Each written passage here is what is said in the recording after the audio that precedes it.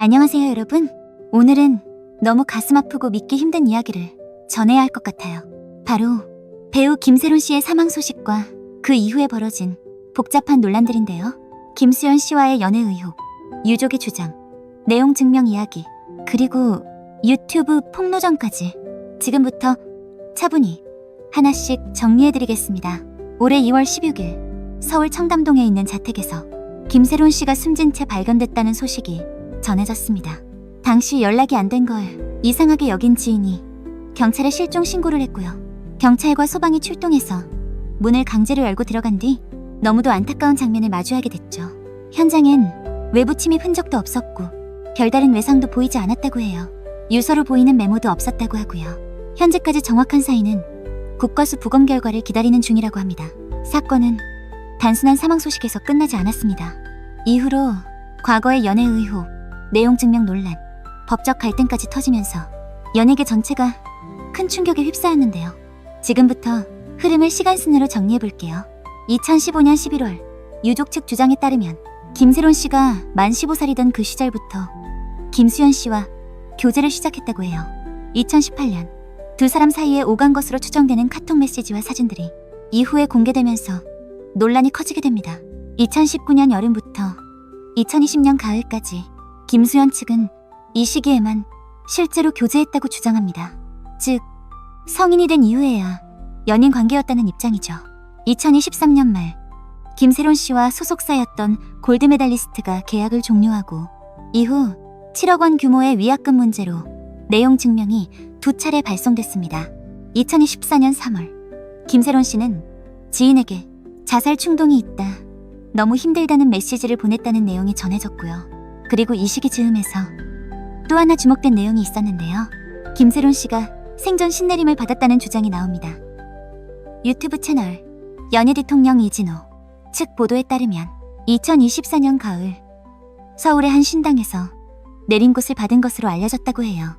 본인은 처음엔 부정했지만 반복되는 악몽이나 건강 이상, 연기 활동에 대한 갈망 같은 게 겹치면서 굿을 받게 됐다고 합니다. 그런데 이 굿 역시 비용 부담이 컸고 이후엔 굿을 다 마치지 않으면 복귀도 안 된다는 말을 들었다는 이야기도 나왔습니다. 실제로 지인들에게 굿 비용을 부탁했다는 정황도 전해졌죠. 이 부분은 아직 확인되지 않은 부분도 있지만 그녀가 겪었던 압박이 단순히 한 가지 이유는 아니었음을 보여주는 대목입니다. 그리고 2025년 2월 비극적인 일이 벌어졌습니다.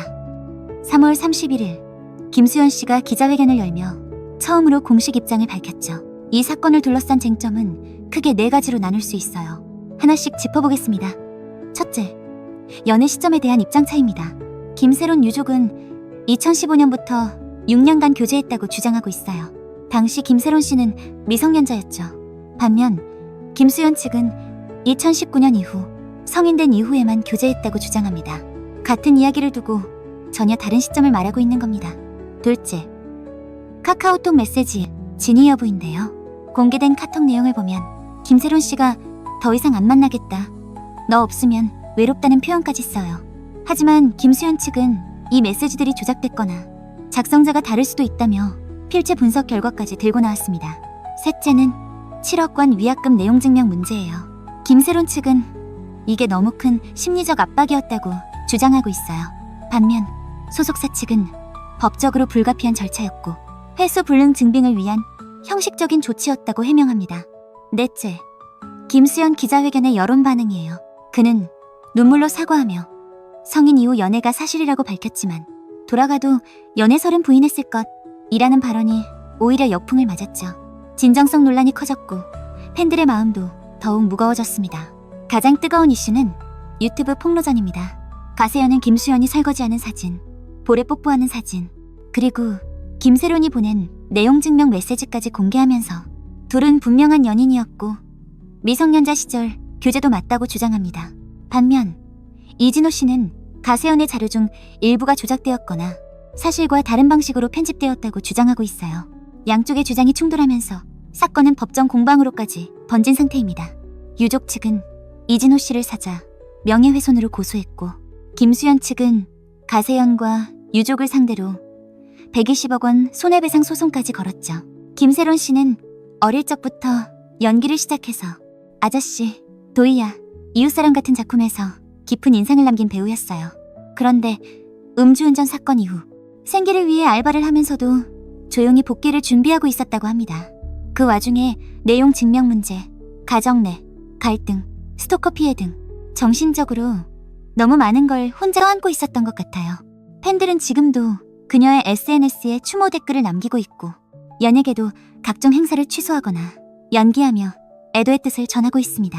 이번 사건은 단순한 연예인 스캔들이 아닙니다. 우리가 돌아봐야 할 건 미성년자 보호, 사회적 책임, 그리고 고인이 겪었던 심리적 고통에 대한 구조적인 문제일 수도 있어요. 진실은 결국 법정에서 밝혀지겠지만 우리는 고인의 명예와 남겨진 유족들의 마음을 먼저 생각해야 하지 않을까요? 김세론 씨의 명복을 빌며 부디 그곳에서는 아프지 않고 편안하길 바랍니다.